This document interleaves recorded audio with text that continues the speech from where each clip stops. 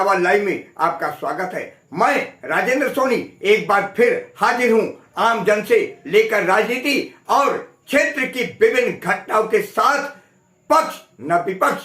सिर्फ निष्पक्ष। भारतीय जनता पार्टी द्वारा लोकसभा चुनाव में 240 सीटों पर विजय हासिल करने के उपरांत केंद्र में एनडीए की सरकार बनने के दौरान आज नरेंद्र मोदी ने पद और गोपनीयता की शपथ ली। इस अवसर पर जगह जगह मिठाइयां बांटी गईं, बधाइयां दी गईं। इस दौरान उत्तर पूर्वी जिला दिल्ली लोकसभा क्षेत्र स्थित करावल के इलाके के भारतीय जनता पार्टी के कर्मठ सिपाही और समाजसेवी दिनेश प्रताप सिंह ने भी समस्त दिल्ली वासियों को बधाई देते हुए कहा, दिल्ली प्रदेश के महामंत्री और पूर्वी दिल्ली से नवनियुक्त सांसद तथा बड़े भाई हर्ष मल्होत्रा को तीसरी पारी खेलने जा रहे नरेंद्र मोदी ने सरकार में केंद्रीय राज्य मंत्री का दर्जा देकर दिल्ली वासियों को जीत का तोहफा दिया है। देखिए, बात करें पूरी दिल्ली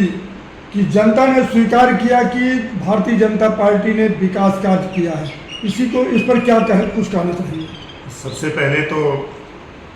आप सबके चैनल के माध्यम से सभी दर्शकों को मेरा जय श्री राम, भारत माता की जय, इंकलाब जिंदाबाद। निश्चित रूप से जैसा कि आपने कहा कि इस पूरे देश की जनता ने हमारे यशस्वी प्रधानमंत्री जी की नीतियों से, सनातनी विचारधारा से प्रभावित होकर तीसरी बार प्रचंड बहुमत से एनडीए के सभी सांसदों को जिताने का काम किया है। अगर हम बात दिल्ली की करें तो दिल्ली में 100% हमारा रिजल्ट आया है। सभी सांसदों में जितने भी हमारे सातों के साथ प्रत्याशी थे, सब में दिल्ली की जनता ने अपना विश्वास दिखाया है और हम सब के लिए गौरव की बात है कि भारतीय जनता पार्टी के नेतृत्व में, आदरणीय नरेंद्र मोदी जी के नेतृत्व में देश की जनता ने हम सबको गौरवान्वित किया है। तीसरी बार माननीय प्रधानमंत्री नरेंद्र मोदी जी को प्रधानमंत्री के रूप में हम सबके बीच में लाने का, और जैसा कि विकास की जितनी भी नीतियां रही हैं, विकास के जितने भी काम रहे हैं, गरीबों के लिए उनके उत्थान के लिए जितने भी काम रहे हैं, हम सब के धर्म और हमारे संविधान की रक्षा में जो विश्वास हमारी देश की जनता ने और दिल्ली की जनता ने दिखाया है, खासतौर पे जिस क्षेत्र में हम बैठ के आपसे बात कर रहे हैं, मनोज तिवारी जी यहाँ से तीसरी बार लगातार हैट्रिक बनाने का काम किए हैं। उसी कड़ी में पूरे देश में अगर दूसरी बार अगर कहीं पुनरावृत्ति हुई है इस देश में प्रधानमंत्री के रूप में, तो देश की जनता ने, इस देश की आवाम ने नरेंद्र भाई मोदी जी को प्रधानमंत्री के रूप में शायद ये हैट्रिक के रूप में उनको दोबारा से अवसर दिया है। तो मैं समझता हूँ कि अगले 5 सालों में देश के जो हमारे युवा वर्ग के लोग हैं, किसान वर्ग के लोग हैं, मजदूर वर्ग के लोग हैं, हमारी बहनें, हमारी माताएं हैं, शायद हर एक क्षेत्र में, हर एक वर्ग में बेहतर और काम हो पाएगा। लेकिन अगर हम बात करें कि जहां भारतीय जनता पार्टी के लोग कह रहे थे कि अब की बार 400 पार, इस पर कहीं न कहीं ब्रेक लग गया है। देखिए, लोकतांत्रिक व्यवस्था में जनता मालिक होती है। वो 300 पार कराए, 400 पार कराए या सातों की 7 सीटें इंडिया गठबंधन को हराए, वो जनता का निर्णय है। मुझे लगता है कि हमें अब जो विकास की बयार चल रही थी पिछले 10 सालों से, और अब आगे जो 5 साल और चलेगी, तो उस पर विश्वास रखते हुए और उस जनता के लिए जितना भी उनके हितार्थ काम है, बचे हुए कामों को हमें करना चाहिए। ठाकुर साहब, अगर हम बात करें यहाँ की सबसे मेन चीज़, अभी कुछ महीने पहले मर्यादा पुरुषोत्तम भगवान राम लला जी अपने नए घर में विराजमान हुए। पूरी अयोध्या को भारत के प्रधानमंत्री नरेंद्र मोदी जी ने चमका दिया, हर चाहे वो काम से लेकर के, बिजनेस से लेकर के, बावजूद उसके भारतीय जनता पार्टी वहाँ हार गई। देखिए, मैंने कहा ना कि चुनावी दंगल में जनता मालिक होती है। कहीं हमारे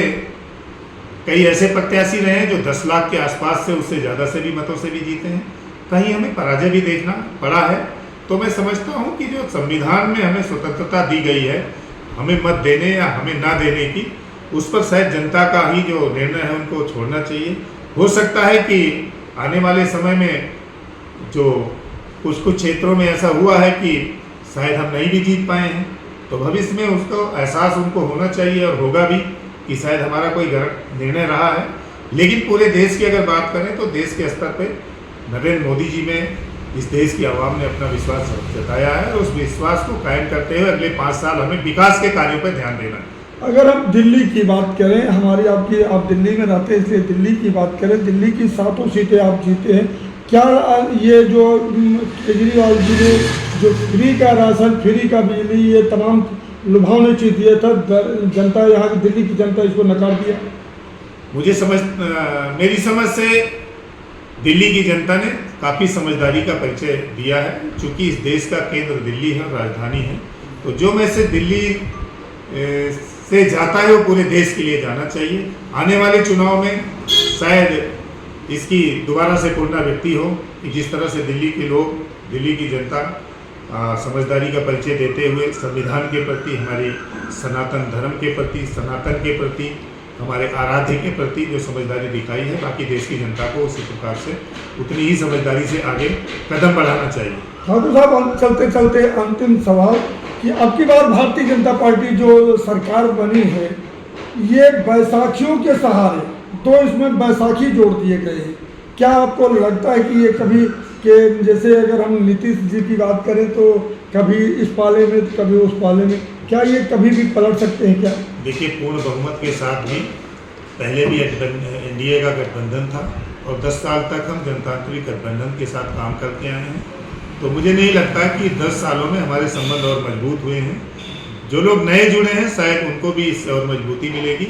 और उनके लिए उदाहरण है कि 10 साल तक हमारे बीच में कोई मनभेद और मतभेद की जगह नहीं बनी है और आगे भी हमें कोई मतभेद नहीं नजर आएगा, ऐसा मेरा पूर्ण विश्वास है। कि अगर हम बात करें आने वाले विधानसभा की दिल्ली की,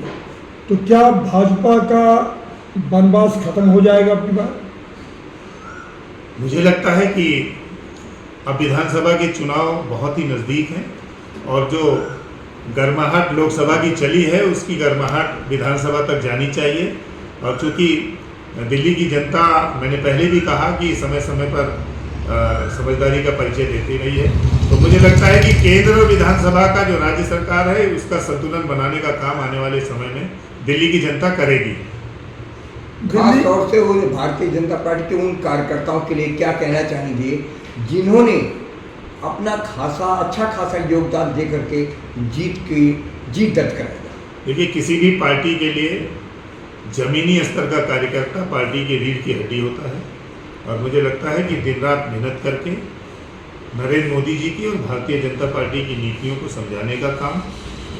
किए हुए कामों को ले जाने का काम, हमारे भाईचारे का काम, हमारी नैतिकता का काम पहुंचाने का काम पार्टी के ज़मीनी कार्यकर्ताओं ने किया है और आगे भी आने वाले समय में वो अपने काम को बखूबी निभाएंगे। और उसी के नाते मैं समझता हूं कि आने वाले समय में जो मैंने कहा संतुलन की बात, कि राज्य और दिल्ली सरकार और केंद्र सरकार का संतुलन। अपने आसपास की खबरों के लिए देखना ना भूलें सशक्त आवाज लाइव न्यूज चैनल। सब्सक्राइब कीजिए एक लाइक के साथ।